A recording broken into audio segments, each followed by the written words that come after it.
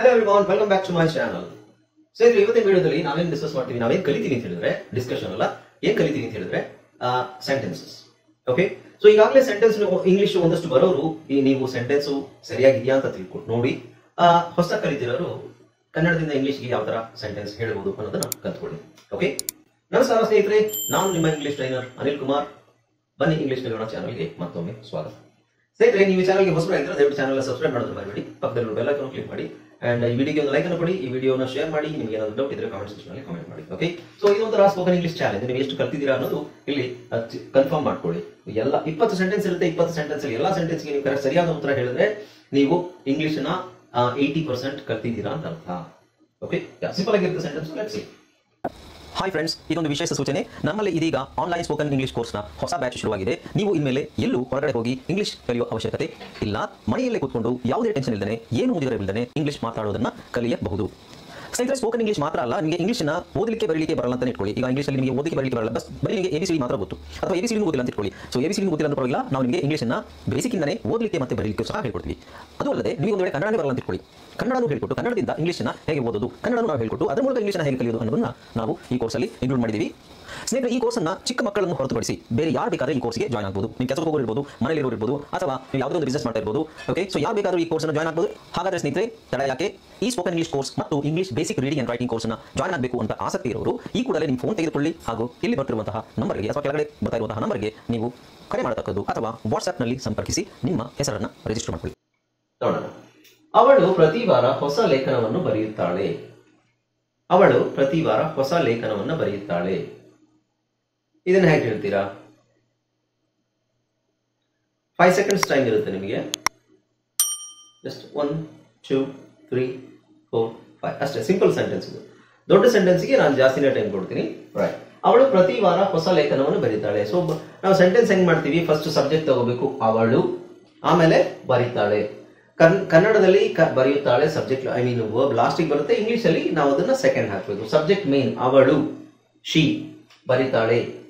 ಏನ್ ಬರಿಬೇಕು? Write, wrote, written, have written, has written, is writing, ಏನು ಅನ್ನೋದನ್ನ ನೋಡಿ. Okay, she writes a new article every week. She writes a new article every weak.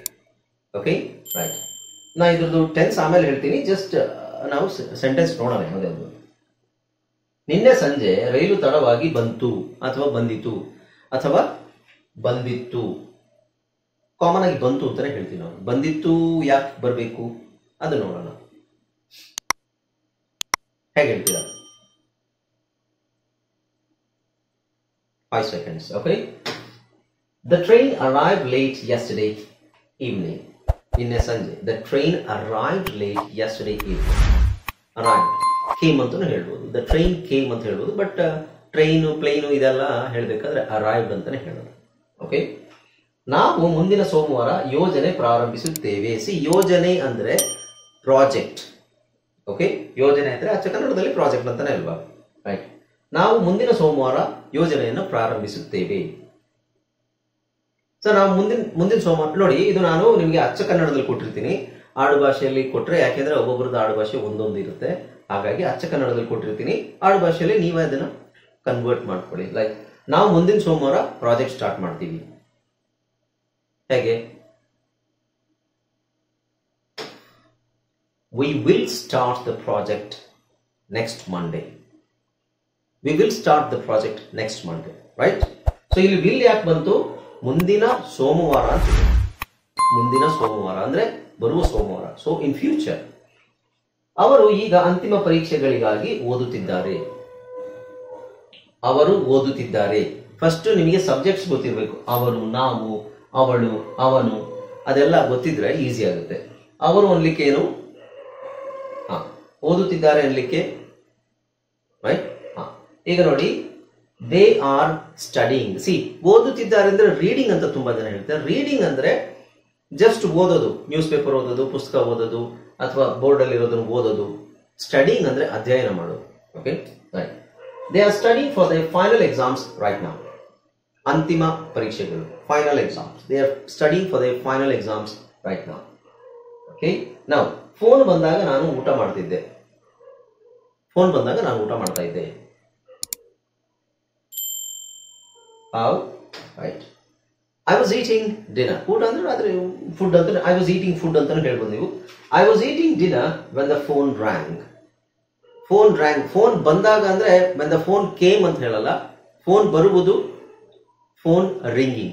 So ಬಂದಾಗ phone rang past tense. English ಅಲ್ಲಿ phone coming ಅಂತ ಹೇಳಲ್ಲ. Phone rings. The phone is ringing. ನಾವೇನು ಹೇಳ್ತೀವಿ? Phone ಬರ್ತಾ ಇದೆ ಅಂತ ಹೇಳ್ತೀವಿ. ಫೋನ್ ರಿಂಗ್ ಆಗ್ತಾ ಇದೆ ಅಂತ ಹೇಳ್ತೀವಿ, ರೈಟ್?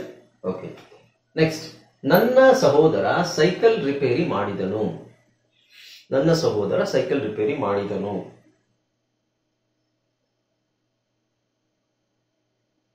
ಟ್ರೈ ಮಾಡಿ. My brother fixed the bicycle or fix the cycle. Fixed ಅಂದ್ರೆ ಇಂಗ್ಲಿಷ್ ಅಲ್ಲಿ ರಿಪೇರಿ ಮಾಡುವುದಕ್ಕೆ ಫಿಕ್ಸ್ಡ್, ಏನೋ ಒಂದು ಫಿಕ್ಸ್ ಮಾಡೋದಲ್ಲ. ಫಿಕ್ಸ್ಡ್ ಅಂದ್ರೆ ಇನ್ನೊಂದು ಮೀನಿಂಗ್ ರಿಪೇರಿ. ನಾನು ದಿನದ ನನ್ನ ಎಲ್ಲಾ ಕೆಲಸಗಳನ್ನು ಮುಗಿಸಿದ್ದೇನೆ. ನಾನು ದಿನದ ಎಲ್ಲಾ ಕೆಲಸಗಳನ್ನು ಮುಗಿಸಿದ್ದೇನೆ.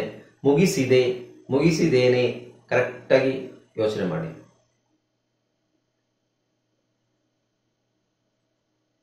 ಓಕೆ, ನೋಡಿ. I have finished all my chores. Chores ಅಂದ್ರೆ ಮನೆ ಕೆಲಸ, ಮನೆಯಲ್ಲಿರುವಂತಹ ಕೆಲಸ. Chores for the day. I have finished all my chores for the day. Have finished ಯಾಕೆ ಬಂತು? ಮುಗಿಸಿದ್ದೇನೆ. ಹ್ಯಾವ್ ಫಿನಿಶ್ಡ್ ಮುಗಿಸಿದ್ದೇನೆ. ಬರೀ ಫಿನಿಶ್ಡ್ ಅಂದ್ರೆ ಮುಗಿಸಿದೆ. ಸಿ, ನಾನು ದಿನದ ಎಲ್ಲ ಕೆಲಸಗಳನ್ನು ಮುಗಿಸಿದೆ. I finished all chores. I finished all my chores. I have finished, ನಾನು ಮುಗಿಸಿದ್ದೇನೆ. ಮುಗಿಸಿದ್ದೇನೆ. ಅವಳು, ನಾನು ಅವಳ ಮನೆಗೆ ತಲುಪಿದಾಗ ಅವಳು ಈಗಾಗಲೇ ಹೋಗಿದ್ದಳು. ಸೊ ಆಗಲೇ ಹೋಗಿದ್ದಳು. ಆಗಲೇ ಅಂತಾನೆ ತಗೊಳ್ಳಿ. ಈಗಾಗಲೇ ಬೇಡ, ಆಗಲೇ ಹೋಗಿದ್ದಳು. ಇದನ್ನ ಹೇಗೆ ಹೇಳ್ಬೋದು? She had already left. ಹೋಗಿದ್ದಳು, ಲೆಫ್ಟ್. ಶಿ ಹ್ಯಾಡ್ ಆಲ್ರೆಡಿ ಈಗಾಗಲೇ, ಆಗಲೇ. She had already left when I got to her house. ನಾನು ಅವಳ ಮನೆಗೆ ಹೋದಾಗ ಅವಳಾಗಲೇ ಹೊರಟೋಗಿದ್ಲು. ಜುಲೈ ಹೊತ್ತಿಗೆ ಅವನು ತನ್ನ ತರಬೇತಿ ಕೋರ್ಸ್ ಅನ್ನು ಪೂರ್ಣಗೊಳಿಸಿರುತ್ತಾನೆ. ಜುಲೈ ಹೊತ್ತಿಗೆ ಅವನು ಅವನ ತರಬೇತಿ ಕೋರ್ಸ್ ಅನ್ನು ಪೂರ್ಣಗೊಳಿಸಿರುತ್ತಾನೆ. ಸೊ ಇದು ಸ್ವಲ್ಪ ನಿಮಗೆ ಕಾಂಪ್ಲಿಕೇಟೆಡ್ ಅನಿಸ್ಬೋದು. ಇದು ನಿಮಗೆ ನಾನು ಹಿಂಟ್ ಕೊಡ್ತೀನಿ. ಫ್ಯೂಚರ್ ಅಲ್ಲಿ ಬರುತ್ತೆ ಇದು. ಸೊ ಫ್ಯೂಚರ್ ಪರ್ಫೆಕ್ಟ್ ಅಲ್ಲಿ ಬರುತ್ತೆ. ಓಕೆ, ಏನ್ ಹೇಳ್ತೀರಾ? ಜುಲೈ ಹೊತ್ತಿಗೆ, by July he will have completed his training course. He will have completed. So ಇದು ಫ್ಯೂಚರ್ ಪರ್ಫೆಕ್ಟ್ ಆಗುತ್ತೆ. ಈ ತರದ ಸೆಂಟೆನ್ಸ್ ಬಹಳ ಏನು ನಾವು ಯೂಸ್ ಮಾಡಲ್ಲ, ಬಟ್ ಸ್ಟಿಲ್ ಯೂಸ್ ಮಾಡ್ತೀವಿ. ಅವರು ಮಧ್ಯಾಹ್ನದಿಂದ ಬಸ್ಸಿಗಾಗಿ ಕಾಯ್ತಿದ್ದಾರೆ. ಅವರು ಕಾಯುತ್ತಾ ಬಂದಿದ್ದಾರೆ. ಇದು ಯಾವ ಟೆನ್ಸ್ ಇದು?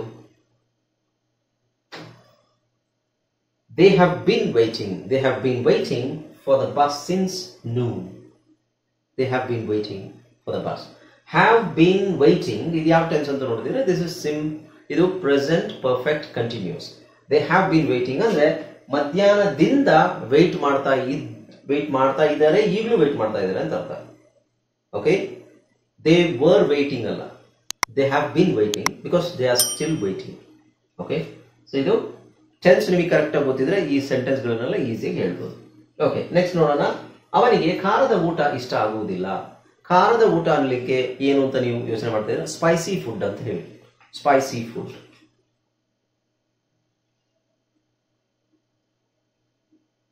ಓಕೆ, ಸೊ ಇದು he doesn't like spicy food. He doesn't like spicy food. Does not or doesn't. Next, ನಾವು ಶನಿವಾರ ಪಾರ್ಟಿಗೆ ಹೋಗಿರಲಿಲ್ಲ. ಹೋಗಲಿಲ್ಲ ಅಥವಾ ಹೋಗಲಿಲ್ಲ ಅಂದ್ರೆ ಕಾಮನ್ ಆಗಿ ಹೇಳ್ತೀವಿ. ನೋಡೋಣ ಯಾವುದು. ನಾವು ಶನಿವಾರ ಪಾರ್ಟಿಗೆ ಹೋಗಿರಲಿಲ್ಲ. ಇದನ್ನ ಹೇಗೆ ಹೇಳ್ಬೋದು? We did not go to the party on Saturday. ಹೋಗಿರಲಿಲ್ಲ or ಹೋಗಲಿಲ್ಲ. Okay, we did not go to the party on Saturday. ಹೋಗಲಿಲ್ಲ ಕರೆಕ್ಟ್ ಆಗಿ. ಹೋಗಿರಲಿಲ್ಲ ಅಂತ ಕಾಮನ್ ಆಗಿ ಆಡು ಭಾಷೆಯಲ್ಲಿ ಬಳಸ್ತೀವಿ ನಾವು. ಬಟ್ ಹೋಗಲಿಲ್ಲ ಅನ್ನೋದು ಸ್ಪೆಸಿಫಿಕ್ ಆಗಿ. ನಾನು ನಿಮ್ಮ ದಯೆಯನ್ನು ಮರೆಯುವುದಿಲ್ಲ. ದಯೆ ಅನ್ನೋದು ನಿಮ್ಮ ಋಣ ಮರೆಯೋದಿಲ್ಲ, ಆ ಮೀನಿಂಗ್ ಬರುತ್ತೆ.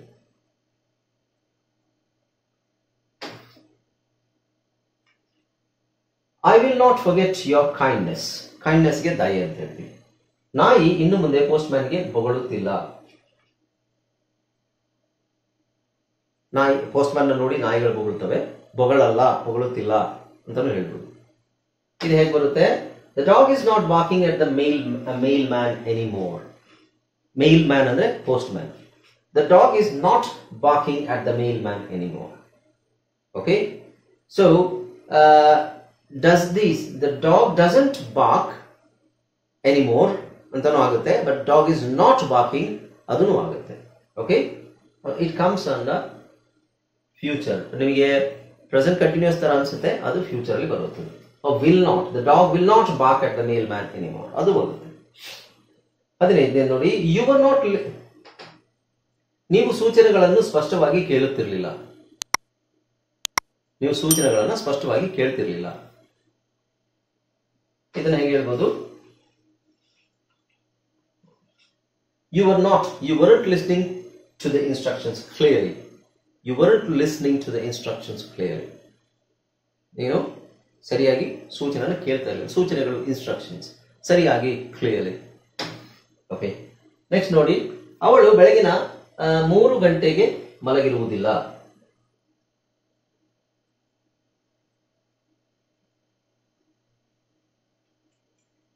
ಸ್ವಲ್ಪ ನಿಮಗೆ ಅನ್ಸ್ಬೋದು, ನೀವು ಬರ್ದಿರೋದು ಮೇಬಿ, ನೀವು ಅನ್ಕೊಂಡಿರೋದು ಮೇಬಿ ತಪ್ಪಿರ್ಬೋದು. She will not be sleeping at, ನೋಡಿ, she will not be sleeping at 3 AM. ಅವಳು ಬೆಳಗಿನ 3 ಗಂಟೆಗೆ ಮಲಗಿರುವುದಿಲ್ಲ. She will not be sleeping. Okay, next, ಅವರು ಇನ್ನೂ ಆ ಸಿನಿಮಾವನ್ನು ನೋಡಿಲ್ಲ. ಅವರು ಇನ್ನೂ ಆ ಸಿನಿಮಾ ನೋಡಿಲ್ಲ. They haven't seen the movie yet. They have not seen the movie yet. ಇನ್ನು. ಬಿರುಗಾಳಿಯ ಮೊದಲು ತೋಟಗಾರನು ಗಿಡಗಳಿಗೆ ನೀರು ಹಾಕಿರಲಿಲ್ಲ. ಇದಾಗಿ ಹೇಳ್ಬೋದು. The gardener had not watered the plants before the storm. Had not. So ಇದು past perfect. Had not. ಯಾಕೆಂದ್ರೆ before ಅಂತಿದೆ, ಹಾಕಿರಲಿಲ್ಲ, ಹಾಕಿರಲಿಲ್ಲ. Okay, next, ನಾವು ಹೊರಗಡೆ ಹೋದಾಗ ಹೆಚ್ಚು ಸಮಯ ಹಿಮ ಬೀಳುತ್ತಿರಲಿಲ್ಲ. ಇದು ಪಾಸ್ಟ್ ಪರ್ಫೆಕ್ಟ್ ಅಲ್ಲೇ ಬರುತ್ತೆ ನೋಡಿ. ಓಕೆ, ಹೇಗೆ ಹೇಳ್ಬೋದು ಇದು? It had not been past perfect continuous. ಇದು it had not been snowing for long when we went outside. See, past perfect to past perfect continuous, present perfect to present perfect continuous, ಇವು common ಆಗಿ ಬಳಸ್ತಾರೆ. ಆದ್ರೆ ಅದು ನಮಗೆ ನಾವು ಅದನ್ನ study ಮಾಡಬೇಕಾದ್ರೆ ಸ್ವಲ್ಪ ಕಷ್ಟ ಅನ್ಸುತ್ತೆ ನಿಮಗೆ.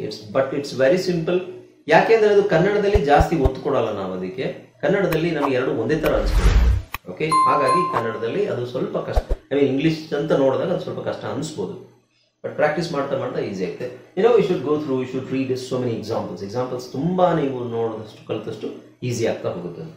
ಓಕೆ, ನೆಕ್ಸ್ಟ್ ನೋಡಿ, ಅವರು ಮುಂದಿನ ವಾರ ವಿಚಾರ ಸಂಕಿರಣಕ್ಕೆ ಹಾಜರಾಗಲಿದ್ದಾರೆ. ವಿಚಾರ ಸಂಕಿರಣ ಅಂತ ಹೇಳಿದ್ರೆ ಸೆಮಿನಾರ್ಗೆ ಕರೆಕ್ಟ್ ಆದ ಸರಿಯಾದ ಪದ ವಿಚಾರ ಸಂಕಿರಣ. ಓಕೆ, ಸೆಮಿನಾರ್ ಅಂತ ಹೇಳ್ತೀವಿ. ಓಕೆ, ಅವರು ಮುಂದಿನ ವಾರ ಸೆಮಿನಾರ್ಗೆ ಹಾಜರಾಗಲಿದ್ದಾರೆ.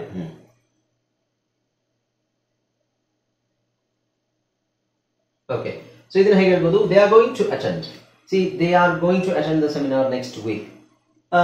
ಈ ಗೋಯಿಂಗ್ ಟು ಅಂತ ಹೇಳಿದ್ರೆ ಹೋಗಲಿದ್ದಾರೆ ಅಂತ ಬರಲ್ಲ, ದೇ ವಿಲ್ ಅಟೆಂಡ್ ಅಂತ ಬರುತ್ತೆ.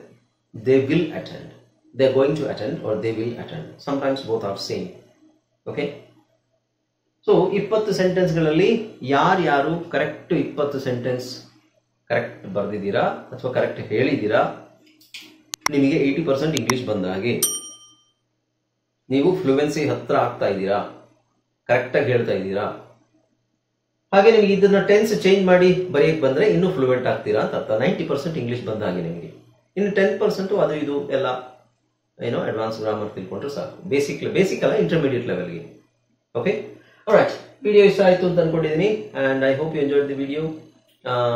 ಸಬ್ಸ್ಕ್ರೈಬ್ ಮಾಡ್ಕೊಳ್ಳದಿದ್ರೆ ಸಬ್ಸ್ಕ್ರೈಬ್ ಮಾಡ್ಕೊಳ್ಳಿ ಚಾನಲ್ನ. ಹಾಗೆ ವಿಡಿಯೋಗೆ ದಯವಿಟ್ಟು ಲೈಕ್ ಕೊಡಿ, ಶೇರ್ ಮಾಡಿ. ನಿಮ್ಗೆ ಏನಾದ್ರು ಡೌಟ್ ಇದ್ದರೆ ಕಾಮೆಂಟ್ ಸೆಕ್ಷನ್ ಕಾಮೆಂಟ್ ಮಾಡಿ. Okay, so see you in the next video. Until then, take care. Bye-bye.